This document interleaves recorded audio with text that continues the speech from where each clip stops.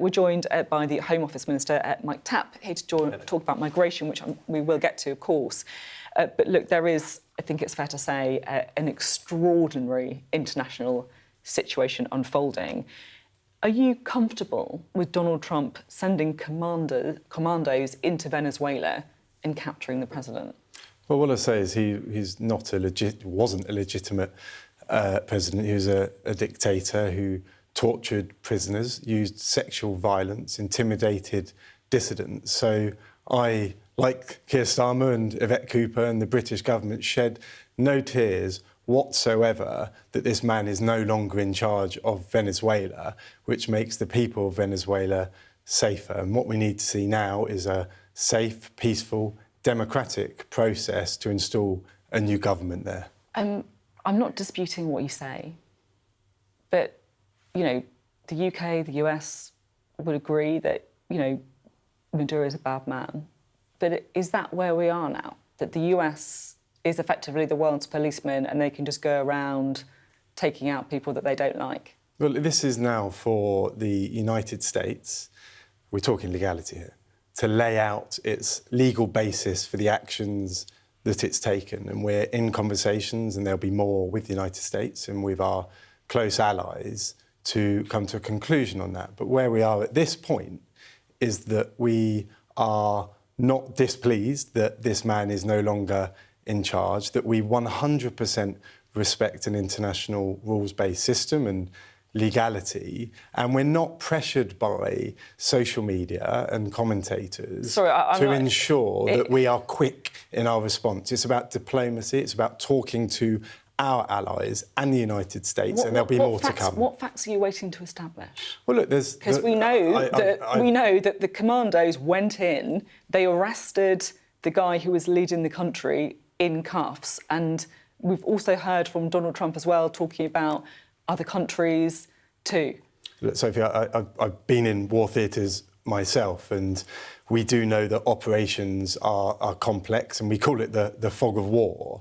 So it's about ensuring we have all the facts, that we talk to our allies and the United States, and then lay out a position clearly. And we will see, by the way, Sophie, and we will see later today, well, an application has gone into the Speaker for a statement from the Foreign Secretary later today, so there may well be more detail on that.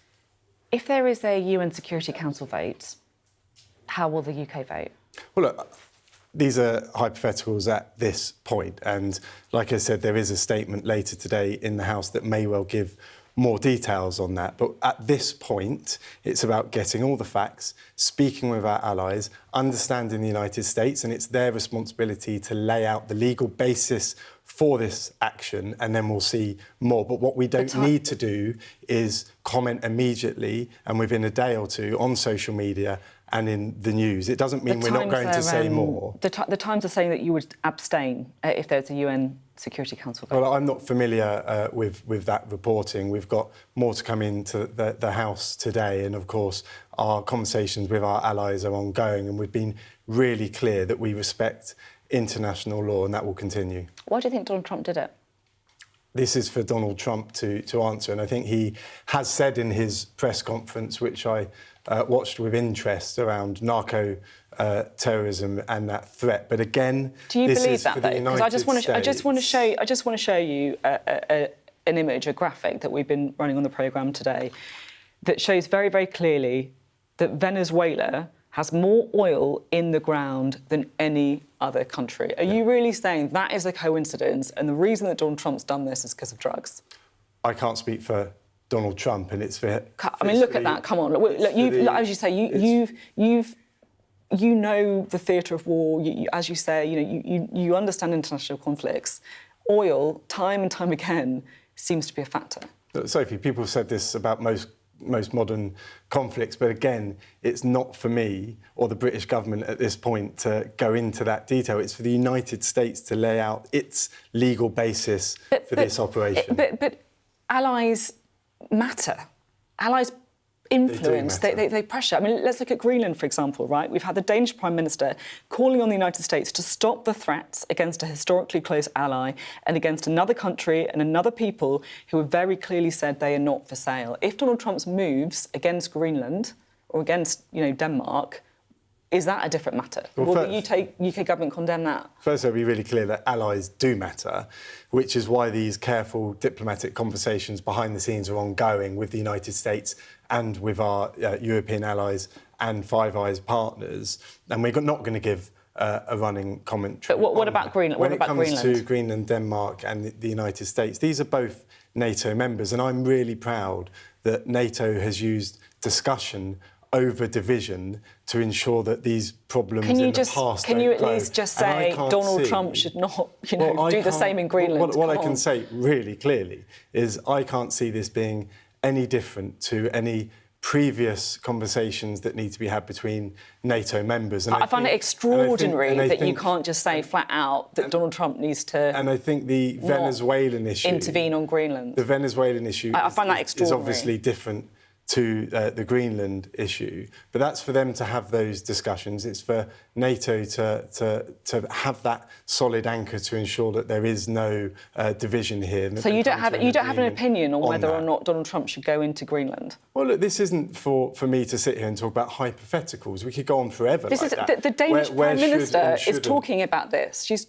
asked the US to step the threats. This is not a hypothetical. And that's why it's really important that allies stand firm and ensure that discussions. And that's because we're not giving a running commentary on that. There'll be more in the House today in general, but of course. But you can't say Donald Trump shouldn't invade Greenland. Diplomacy is delicate, which means we're not here to give a running commentary in the news, unfortunately, as much as that would be fantastic for viewers and on Twitter. But it's the end results that matter, and working together with our allies and sticking to international laws is what we stand for as a country. You're here to talk about migrant phones. You've got a new announcement today about new powers to take them. What was the idea? Yeah, so look, I've worked against criminal gangs in the past, but also in counter-terrorism. So I've seen the difference that using these counter-terror style powers can make to getting ahead of the criminals and the terrorists, not necessarily waiting for them to act.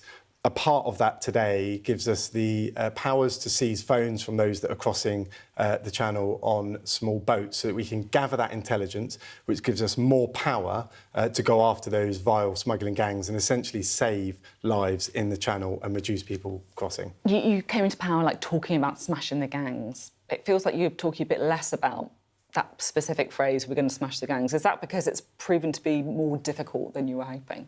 Well, we've conducted thousands of disruptions. We've taken out hundreds of criminal gangsters, but it doesn't end there. There's no silver bullet to this, which is why you've seen the most sweeping reforms in a generation to the asylum system, which makes it less attractive to come here, easier to deport and remove people. We're bringing in counter-terror powers, safe and legal routes. There's a lot going on here. We've deported 50,000. We're moving people out of hotels, but there's no silver bullet. And we're working hard, day in, day out, to secure the borders and also save lives in the channel. OK, great to have you on. Thank you very much indeed, Mike Tapp, speaking to us. Thank you.